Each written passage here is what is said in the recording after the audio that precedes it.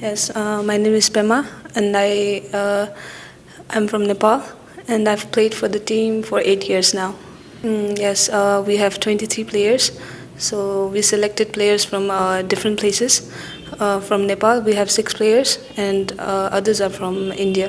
So initially, it was a bit hard because there were a lot of players who were playing for the first time, and also most of them had a gap due to COVID.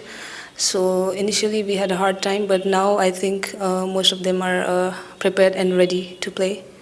So we did 2 months of training under two coaches. The head coach was Kompo Torje, and our assistant coach is Genlop Sangla, and we did this training in Dehradun in Clementown.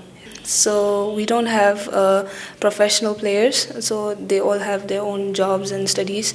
But we do have previous national players who are playing this year with us. So I think they will do good.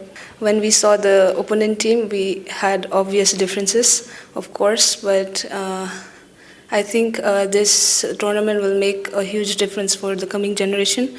So I think for this reason, I feel very proud, and also, no matter the result, we think we will take it as a very good opportunity for us and the coming generation. We all would like to thank for all the supporters, and we will like to request them to support us